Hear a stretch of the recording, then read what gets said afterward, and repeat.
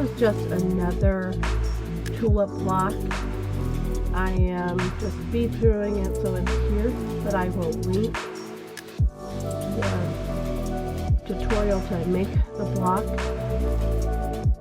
up in the corner and down in the description.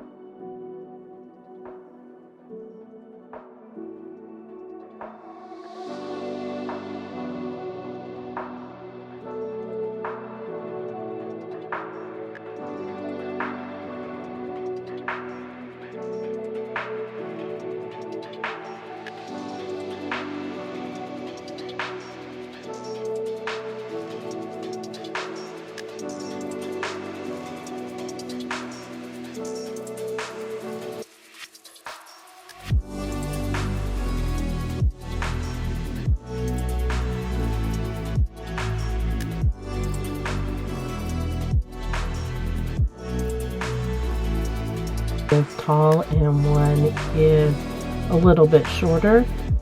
The block itself is the same size, just different height of the tulip. Now we're going to sew the two blocks that we just made together and then sew it in a row to go onto our wall hanging. So we ended with the tall one here, so we need to make sure that we have a short one. We're going to take our sashing, which is 1.5 by 13.5, and we're going to put it along our tall block. To know our tall block, it's got the short wide at the top, and we're going to put it on the left hand side of it, lining up the edges and just kind of pinning it. Then we're going to take our short block that we just sewn and we're going to put it on top of the sashing that we already have done. So here's the sashing that I already have attached, so you don't have to watch me do it. We're going to attach the left side of the purple or your next color onto that. You can make these all tall, but I staggered them, a tall and a short, so that when I come in and do the leaf and the bird applique, it gives some more depth. We're making a wall hanging, so there's a total of 8 blocks, but you can make as many blocks as you want and make it into as big as quilt as you want. We're going to iron each toward the sashing. And as you probably see, I turn my fabric so I can pull on one side and let the iron press it down to where I want it. I just give it a little tug. You don't want to pull it too hard, but just enough to make sure that it's laying flat. And now we're just going to pin these two together and then give it a 1/4 inch stitch.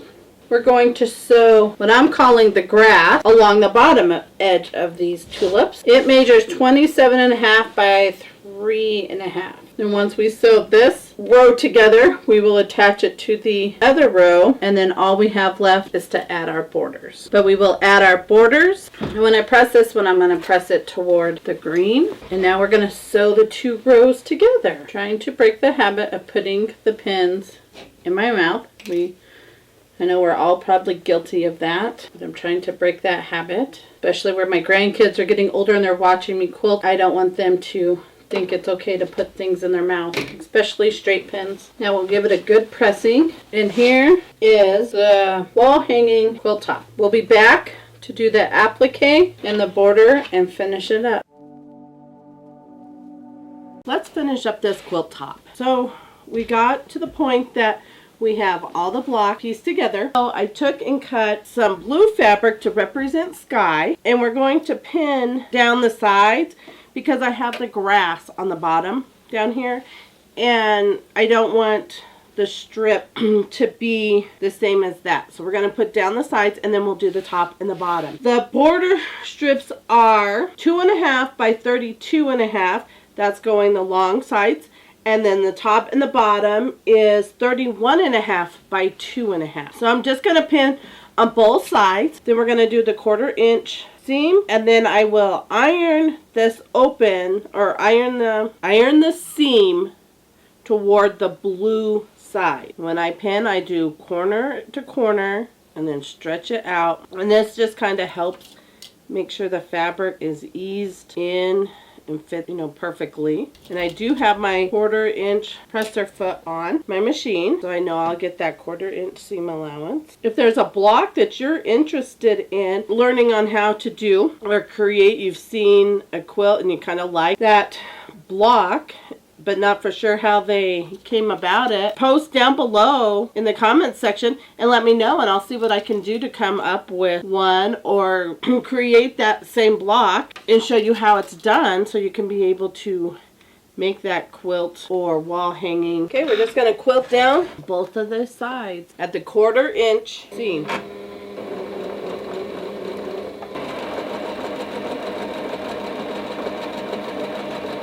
Now that we have the sides done, we're going to pin and sew the top and the bottom. Do you have flowers blooming in your yard right now? Like ours is just starting to bud out, our trees and bushes. We do have some tulips growing, and we have, our pansies are actually blooming, but they also bloom, seems like year round here.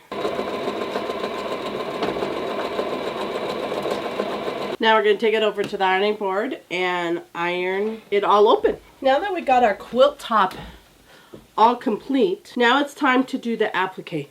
So we're just going to set this aside. And we're going to take our templates and we're going to trace them onto our applique backing, which is our Instabond light, so we can be able to sew around them and then do our quilting. So we have a bird and then we have some leaves. I've already traced the bird onto the applique and fused it to the webbing or the fabric. So we just need to do our leaves. So we just need to find, what kind of fabric we want to use. I just picked out a couple scraps I had, and we're going to, I found it easier if you adhere the fabric to the heat and bond first and then trace and cut out. I have my wax paper here to make sure I don't get, not wax paper, parchment paper. You can use wax paper.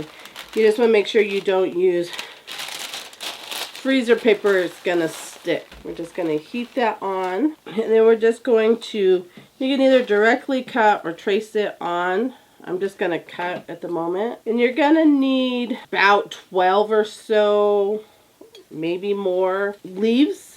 I'm putting 2 birds on my quilt top, so that'll kind of give you an idea of how many leaves to do. And I just press it down and hold it for a couple seconds. Make sure it's all adhered. You don't want to hold it too long or it won't stick anymore.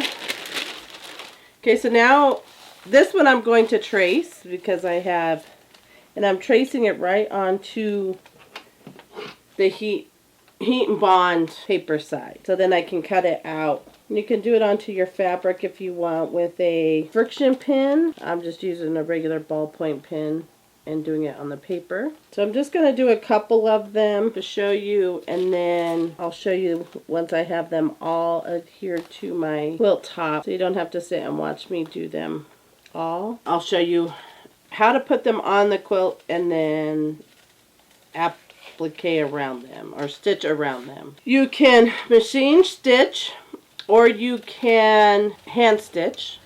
I'm going to machine stitch, and I'm going to use the blanket stitch. And I'm using, for the leaves, I'm using green thread, and for the birds, I'm going to use purple thread. So let's get our quilt top out here and just lay it out. And so I know I want one bird up here at the top and one bird down here at the bottom. And so depending on how you want your bird facing, you need to flip your pattern or your template so it goes both directions. That's how I'm having mine go. They're going so they're facing toward each other. And then I already have cut out the wings, and then we're just going to take our leaves and kind of place them how you would want them around. And I'm just kind of staggering them, you know, once I have all of the leaves cut out. Once I figure out the layment, then you're going to pull the paper off the back, which you can pull the paper off before you lay them out, so then you don't have to move them again. I'm putting my birds near the grass area, so he's like sitting underneath the tulip, collecting all those bugs. Put the leaf there, and then you're just going to iron this onto your fabric. You can kind of see the shiny part on the back. That is the inner, or the heat and bond, and you'll get your tissue paper just to help in case there's any stickiness so you don't get on your iron. Just push it down and make sure it's fused. So I will continue to do the applique on the quilt, and then I will come back for the next step, which would be putting it with the batting so we can applique around the applique pieces before we quilt the whole top. So I have the quilt top all basted onto the batting, just the batting, not the back. And I have all the little applique pieces here pressed down, and now we're going to stitch them. I'm going to move the camera at a different angle so you can see as I stitch around the birds and the leaves. So I'm just going around the bird right now, and you just need to test on a scrap piece of fabric, you know, what stitch you feel is a good length on your applique. And on the bird, if you start at one end or one side and you go around, then you can do it all in one pass without having to cut your thread.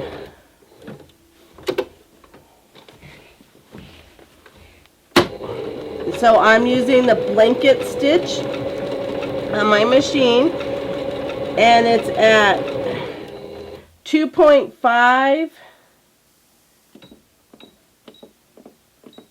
and 2.8. You just have to find, like I said, which one you feel looks good for your design.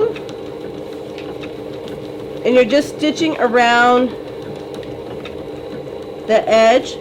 I'm just taking it slow around those curves.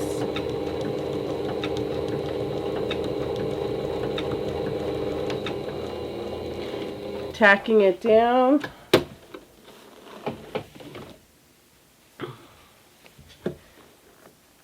And there's our first bird. And so I'll show you how I start. I'm just maneuvering my quilt until I get to the other bird, making sure nothing's folded down underneath. I lift my foot up and guide my needle down to make sure I get it in the corner in the position I want. Tacking it down.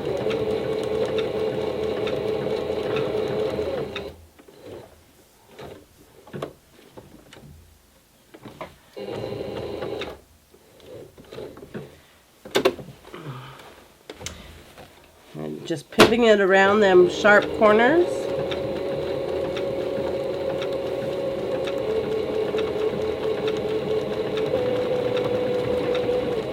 I'm just taking it slow around the curves, keeping it right along the edge of the fabric. And this is going to help tack it down so it stays in place.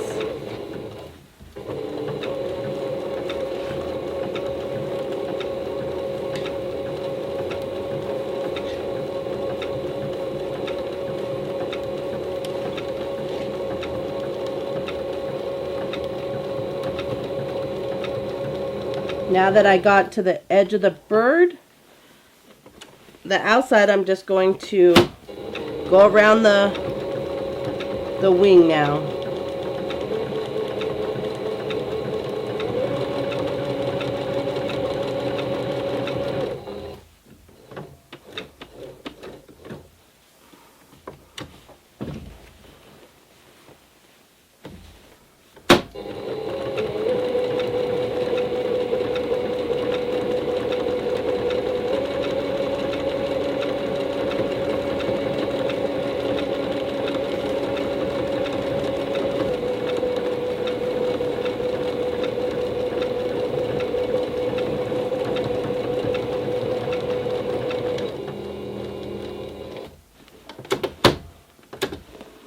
And now both birds have been tacked down, and I'm ready to switch colors now. Now that we have all our pieces appliqued on, there's only one more step that we need to do before we can quilt it to the back. And we have to give our birds eyes, some feet, and really go into the beak. So I just have some DMC floss. I'm using black for the beak and the eye, and I'm just going to position, kind of. And for the eye, we're going to do a French knot, so we're pulling up from the back. We're wrapping around the needle 3 times. 2 to 3 times is good. And we're going to go back down in that same spot.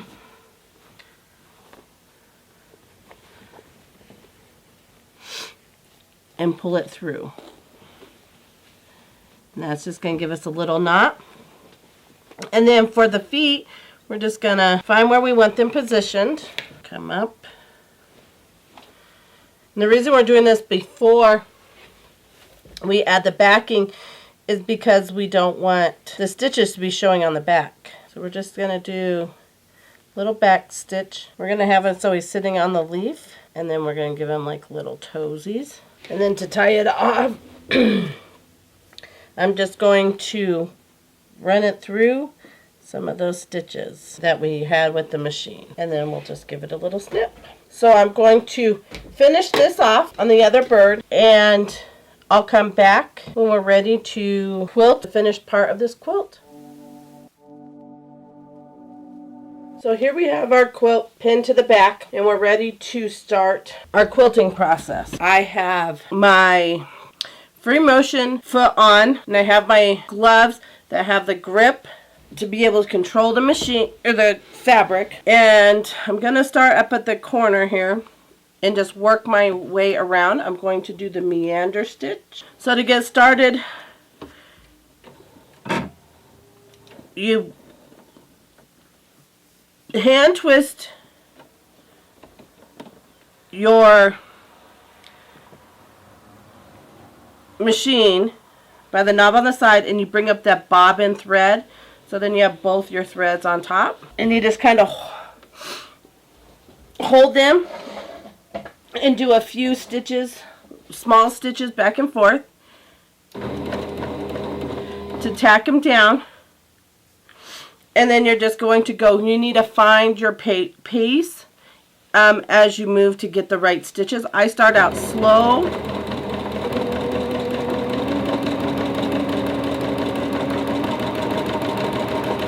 Till I know what I want, or my speed. Now I'm just going to cut those 2 threads since they're down, attached, so they don't get tangled up in the rest of it. And we're just going to stitch all of the quilt top except for the leaves and the birds.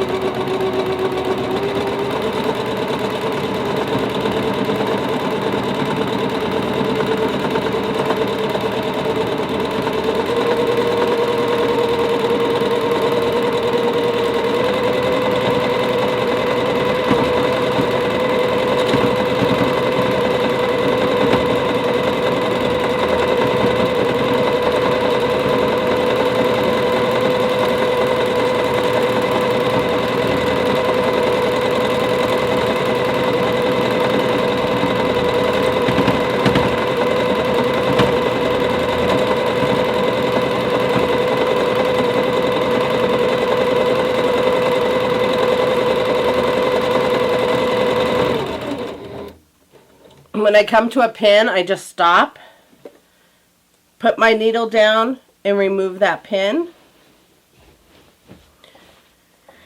And then just keep going. I'm not a perfectionist. I don't try to make things look 100% perfect. I'm not, putting it into a show. It is just for enjoyment.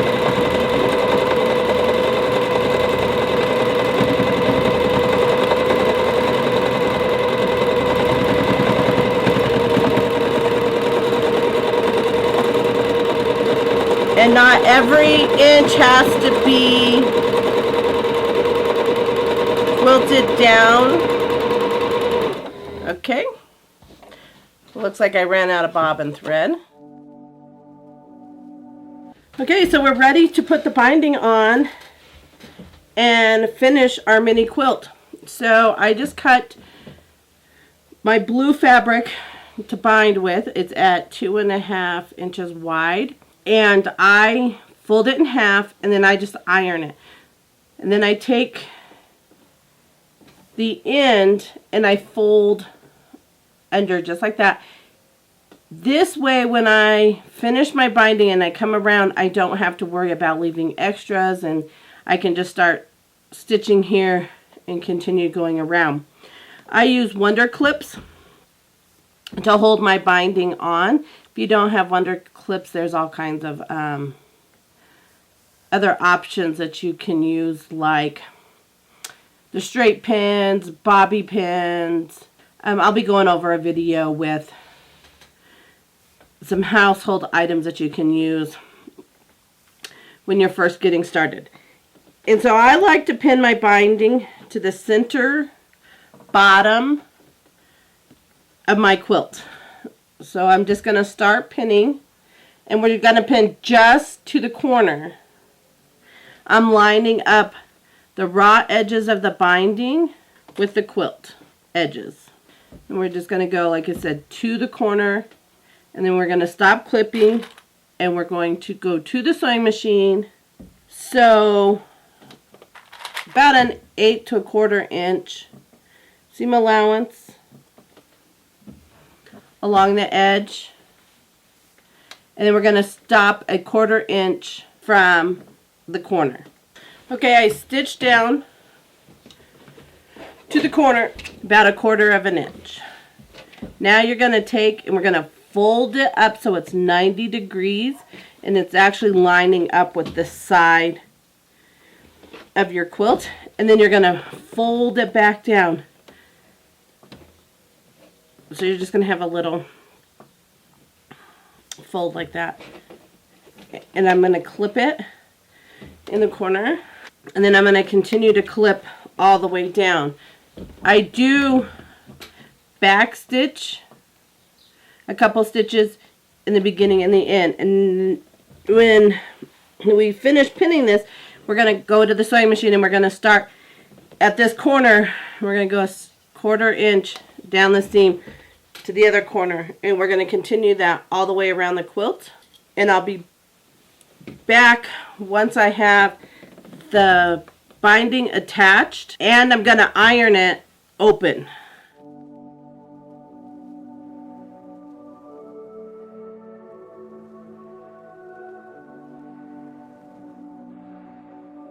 Okay, so now we got our binding all put on, and I just ironed it so it's open, because now we're going to turn it over and fold it in over that seam. We're going to pin, and we're going to do it all the way around, and then we're going to come to the machine and you're going to stitch what's considered in the ditch right along that seam, and that will get the back part and attach it down, or you can whip stitch it by hand. I do machine stitching, so that's what I'm going to do. I will come back for the final reveal. Well, one more tip as we get to this corner. So we are pinning all the way around, so you don't have to stop. You're gonna fold the one side, and then you're gonna bring the other side over, so it brings like a little miter on the back to match the miter on the front. So I like to pin one at this edge to hold that in, and then when I bring this around, I like to bring another one right on the corner to be able to hold that fabric down as well. And you can put as many or as little pins as you want to be able to secure the binding around. So I'm going to finish pinning this and sew it in the ditch, and I will be back to show you the finished product.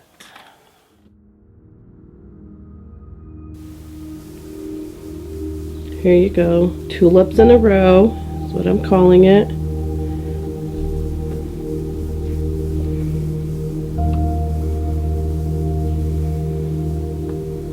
All finished, binded, and ready to hang. I'm pretty pleased with it. Kind of happy the grandkids love it.